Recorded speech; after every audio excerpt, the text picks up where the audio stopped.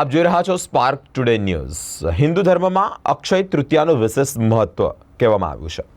અખાત્રીજ પણ કહેવાય। શાસ્ત્રો મુજબ આ દિવસે મુહૂર્ત જોયા વગર જ કોઈ પણ શુભ કાર્ય કરી શકાય છે।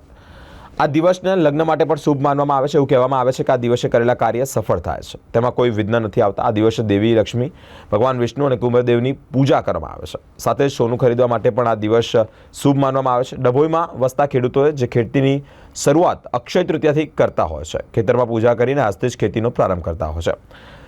મિત્રો, અક્ષય તૃતીયાનું હિન્દુ ધર્મમાં વિશેષ મહત્વ છે। ખેડૂતો દ્વારા જ ખેતરમાં પૂજા કરવામાં આવતી હોય છે અને ઉજવણી કરવામાં આવતી હોય છે। નવું વર્ષ ગણવામાં આવે ખેડૂતો માટે। ખેતરમાં હળ ચલાવી ખેતરમાં ખેતીનો પ્રારંભ કરે છે। ડભોઈ પંથકમાં ખેડૂતોએ વિશેષ પૂજા કરી છે।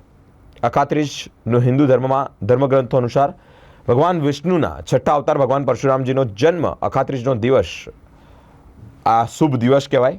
મિત્રો, માનવામાં આવે છે કે વેદવ્યાસ અને શ્રી ગણેશ દ્વારા જ મહાભારત ગ્રંથનું લેખન પણ આ તિથિ દ્વારા શરૂ થયું હતું। મહાભારતના યુદ્ધનો અંત અક્ષય તૃતીયા તિથિએ થયો હોવાનું પણ માનવામાં આવે છે। દ્વાપર યુગનો અંત પણ અક્ષય તૃતીયા થયો હોવાનું માનવામાં આવે છે। ત્યારે શુભ તિથિએ ધરતી પર મા ગંગાનું આગમન થયું છે। હિન્દુ ધર્મમાં આ દિવસે અતિ શુભ માનવામાં આવે છે। સોનાની ખરીદી પણ કરવામાં આવે છે। આજના દિવસે અખાત્રીજને દિવસે અક્ષય તૃતીયા એ દિવસના તહેવાર કહેવામાં આવે છે। ખેડૂત પુત્રોનો સૌથી મોટામાં મોટો તહેવાર છે વર્ષનો, અને એ દિવસે અમે અમારા મિત્ર એવા એમના ખેતરમાં આજે અખાત્રીજનું પૂજન કર્યું છે અને પૂજન કર્યાની અને આ જાણ કરીએ છીએ કે આજના દિવસથી આ ખેડૂત પુત્રોનો સૌથી મોટો તહેવાર કહેવામાં આવે છે, જેને કરીને ખેડૂતોએ પોતાનો તહેવાર મનાવવો જ જોઈએ।